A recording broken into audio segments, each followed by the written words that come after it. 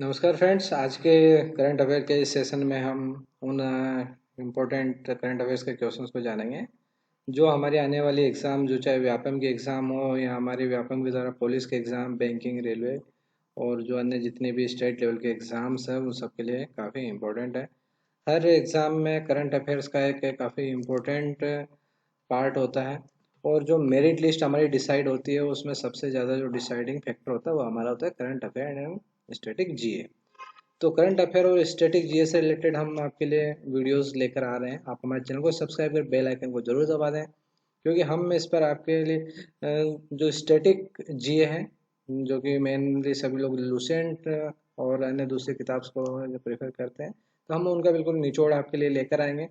और साथ ही साथ जो करंट अफेयर्स के हैं, हम आपके लिए करंट अफेयर के सभी जगह से जो सिलेक्टेड सारे क्वेश्चंस हैं उनको सर्च करके आपके लिए लेकर आपके लिए प्रिपेयर करके लेकर आते हैं। तो इसलिए आप इस चैनल पर बने रहें।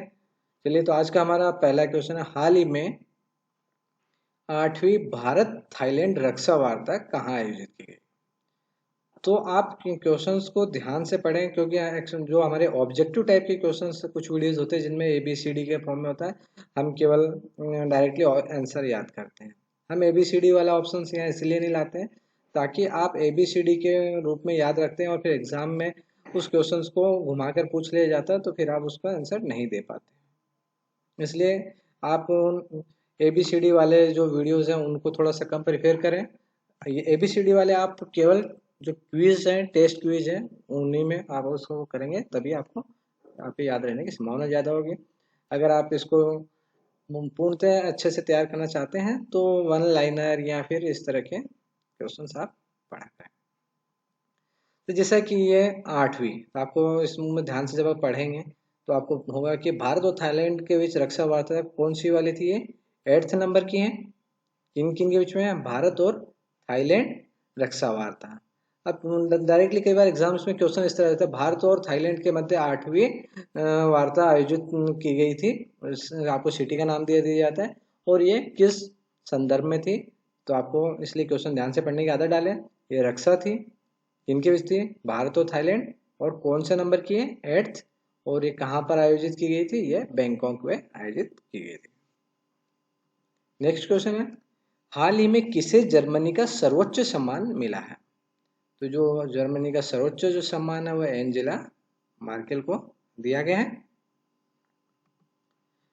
नेक्स्ट, हाल ही में किसने युवा पोर्टल का शुभारंभ किया?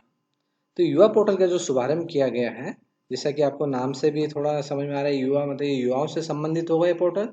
और ये केंद्रीय मंत्री डॉक्टर जितेंद्र सिंह जी के द्वारा इसका शुभारंभ किया गया।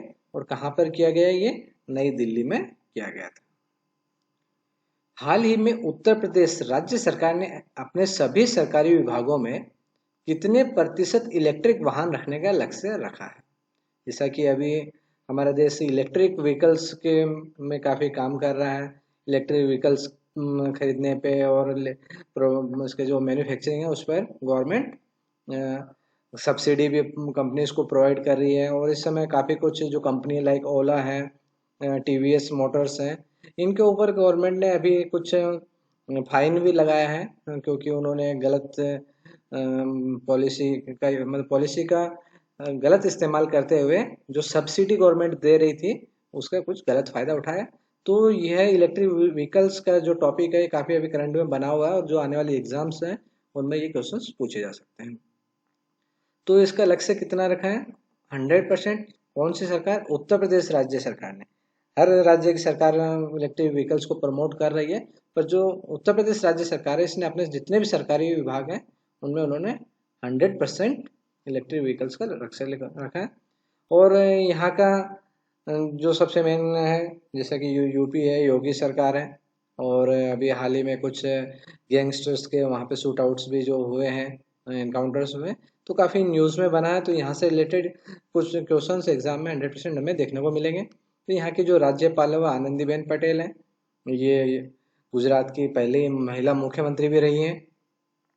तो आपको इनको ध्यान रखना है।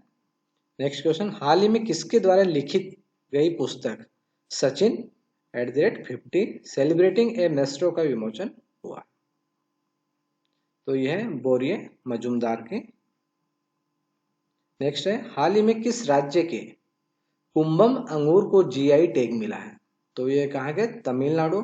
अभी तमिलनाडु के कुछ और भी हमने लास्ट वीडियो में बताया था आपको। वहाँ के कुछ बर्तन है, कौन से बर्तन है वो आप हमें कमेंट बॉक्स में बताएंगे कि कौन से बर्तन है जिनको जीआई टैग अभी हाल ही में मिला है। और अभी ये कौन सा अंगूर है? कुंभम अंगूर को जीआई टैग मिला है, कहाँ के? तमिलनाडु के। नेक्स्ट, हाल ही में किस राज्य सरकार ने विकलांग कर्मचारियों के लिए 4% आरक्षण की घोषणा की? तो जो महाराष्ट्र सरकार है वहां उन्होंने जो विकलांग जो कर्मचारी हैं उनके लिए 4% आरक्षण की घोषणा की है। हाल ही में किस राज्य के मुख्यमंत्री ने हुनथड़ी संस्कृति उत्सव का उद्घाटन किया है? आप थोड़ा इसको नोट कर लें, हाईलाइट कर लें और आप इसको नोट करके रखेंगे। हुनथड़ी संस्कृति उत्सव डायरेक्टली कई बार पूछा जा सकता है कि हुनथड़ी संस्कृति उत्सव किस राज्य से संबंधित है? तो यह है मणिपुर राज्य से। किस राज्य के मुख्यमंत्री? मणिपुर। यहाँ की जो मणिपुर है इसकी राजधानी क्या है? इम्फाल। और यहाँ के जो मुख्यमंत्री है वो है एन बीरेन सिंह। हाल ही में Wisden cricketers of the year चुने जाने वाली पहली भारतीय महिला क्रिकेटर कौन बनी? तो ये कौन है? हरमनप्रीत कौर। इसको विशेष आप स्टार मार्क कर ले क्योंकि ये पहली भारतीय महिला क्रिकेटर हैं जो क्रिकेटर्स ऑफ द ईयर चुनी गई है, वह है हरमनप्रीत कौर। नेक्स्ट है, हाल ही में किस राज्य के वन विहार राष्ट्रीय उद्यान ने सिंगल यूज प्लास्टिक पर प्रतिबंध लगाया है?